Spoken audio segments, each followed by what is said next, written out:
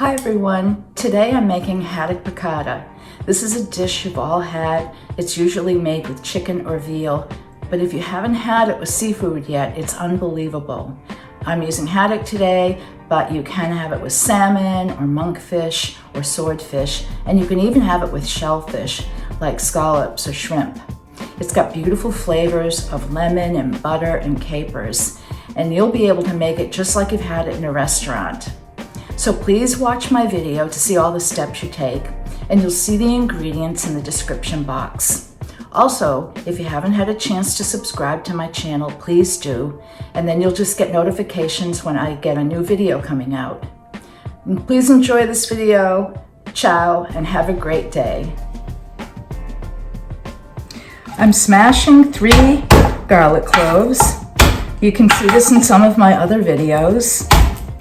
It's the easiest way to do it. Let's get those skins off right now.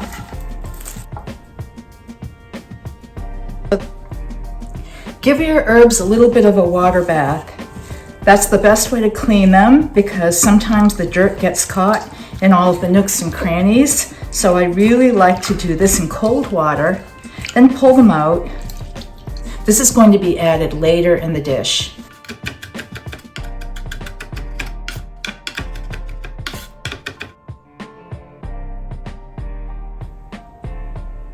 This is my favorite way to juice a lemon or a lime, not particularly an orange, but I think lemons and limes do well this way. You can use a lemon reamer, but I like to take a fork, stab all of the, pulp of the lemon, okay? And you'll see, if you see a close-up of this, maybe you can see it, it gets very juicy on the top. All of the lemon juice is starting to rise to the top, only because I'm breaking down the lemon itself. So in goes a fork, and I push up against the fork every different way that I can, as much as I can. And I'm going to get myself some really great lemon juice out of this technique. Okay, and this should be just about enough lemon. I'm going to do the other one, a little bit of the other one too. I'm going to slice first some lemon for the decoration on top of the haddock piccata, and this will be really pretty. And I'll do another one for the other piece. We'll trim this up later, and let's get the rest of the juice out of this leftover lemon half. There, let me just trim off this decoration lemon part.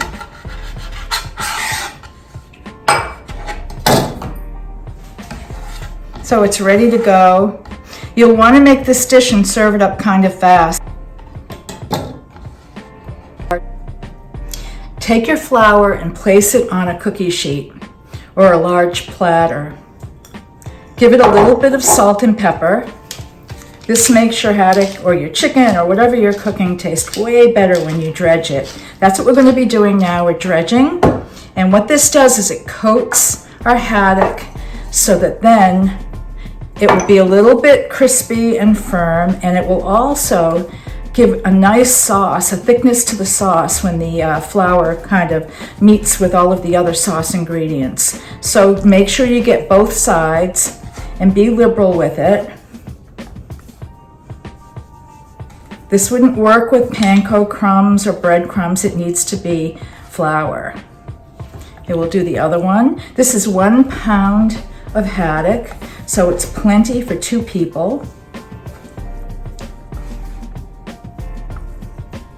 And if you've got a little bit of the tail, fold it under. This came this way in the package, but when you cook it, the tail part will fall off. It will break off in your cooking.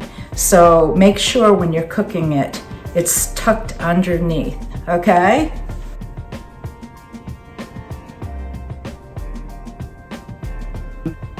It's important to have at least one really good non-stick pan in your kitchen because really you need it with fish. It's very difficult to have fish not stick.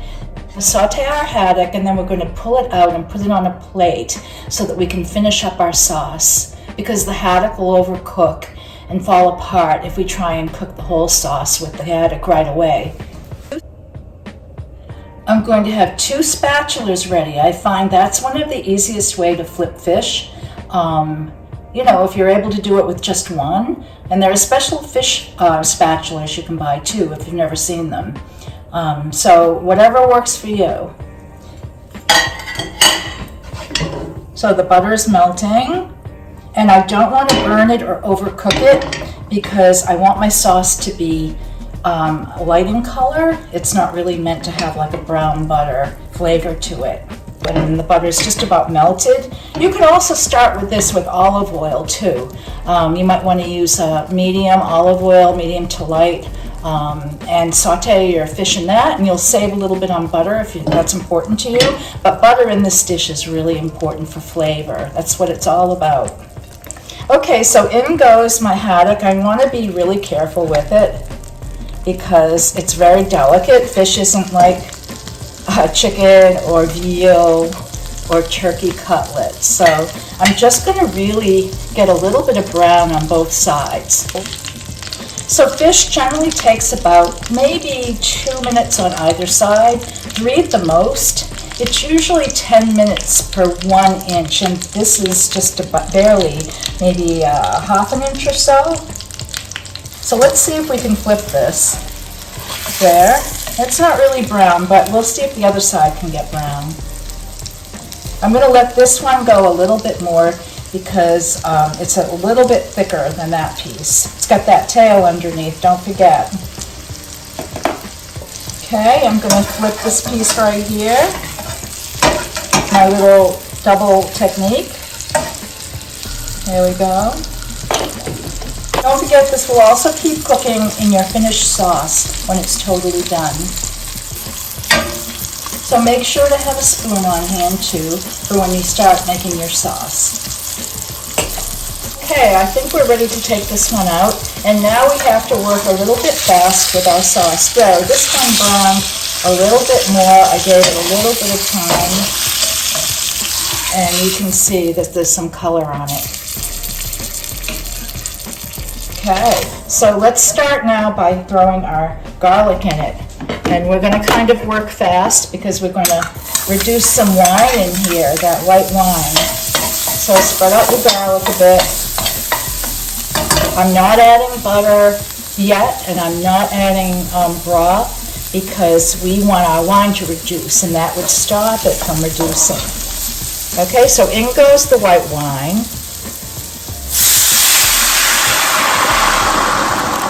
See that sizzle. I would want to reduce this to at least half to a third. So I don't mind that it's boiling this way because this is what I want to achieve. You can tell when your wine is reducing by tilting your pan. If you start out with a certain amount of wine, you can visually see the height of the wine when you tip it. Not really so much this way, but when you make that visual wedge of wine, this will keep cooking down. You'll see that reduction. Okay, I'm almost there. I'm not quite halfway, but I think I'm going to add my chicken stock now. Wait to add your lemon till a little bit later. It will be much fresher. Okay, and here's my capers.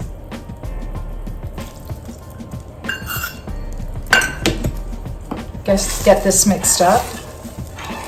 Your sauce is going to thicken with 2 things going on. With that flour from the haddock, and also the butter will thicken it up too. I'm going to bring this to a quick boil. There, now all the flavors are melding together. And I'm really close to adding my butter and my lemon juice and my haddock right back into the pan.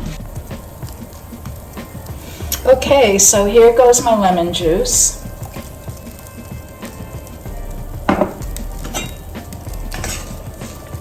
Just going to give that a stir. Here goes goes my other 2 pieces of butter. Like I said, if you wanted to cut this back a little, you can. And this will help thicken the sauce. I think I'll add my haddock back in while the butter is melting. So very carefully place it in your sauce. It still has to keep cooking a little bit. It didn't really finish, and I didn't want it to because I wanted it to hold up in the sauce. Now, when I think that my haddock is finished, I can take it out of the pan and put it on a plate and reduce my sauce even more. I do that a lot in my cooking when I'm making a sauce and I don't want to keep cooking, say, my chicken breast or whatever. Just take it out if you think it's done, put it on a plate, and then when your sauce is reduced, you can add it back in. You can add the haddock or the chicken or veal or whatever you're making. I'm going to carefully flip this over now. This one might break a little bit. There we go. It's not too bad. There, this is reducing even more now, which is what we want. I'm going to take some of my sauce because it's so hot and pour it over the haddock. And this will help cook it a little bit more too. Okay, and flavor it also. I think my smaller piece over here is going to come out before that thick piece of haddock. How can you tell when your fish is done? At the end, if you really are nervous about it, you can take a fork and somewhere in the center, just pull away a little bit, and when you see it flake, it's ready. Okay, so I think I'm probably going to take the smaller piece out, put it on a clean plate. Don't reuse that plate you had before with the raw fish. Okay, and let's get this larger piece cooking up a little bit more, almost ready to go. And then we'll remove this and we'll reduce our sauce. I'm going to get gutsy and I'm going to flip this just one more time. But I can see that it's starting to fall apart, so out it goes. Okay, a little bit of that tail came off, and that happens quite often. Just get those pieces out so you can finish off your sauce. So now you can see how this is reduced way down. And it's not going to get super thick. It's not meant to be. It's, you know, it's going to be a little bit loose. I have a plate ready for my piece of piccata, my haddock piccata. It's nice to have your plates all ready because this is a delicate dish and it's not like chicken that can really hold up in the pan for a long time. Okay, so that's really cooked down quite a bit.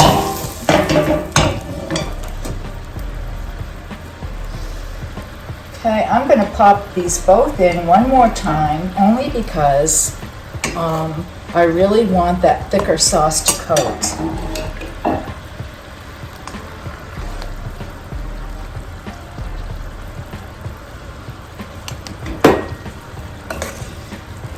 There, now I'm starting to see it hold on to that haddock, and that's the sign of a sauce that's just about ready to go, particularly with a delicate dish like this. So I'm shutting off my heat. Okay. And let me plate this larger piece. It's prettier.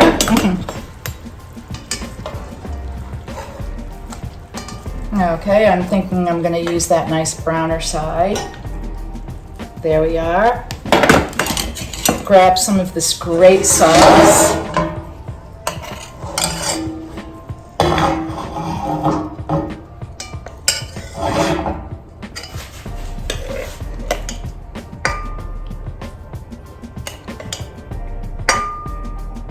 There, that's wonderful. Make sure you've given it enough capers. You can either put the parsley in the pan before it's finished. I like that really fresh pop like this. Okay, and garnish it with a lemon piece. Clean up your plate a little and you're done. Haddock piccata.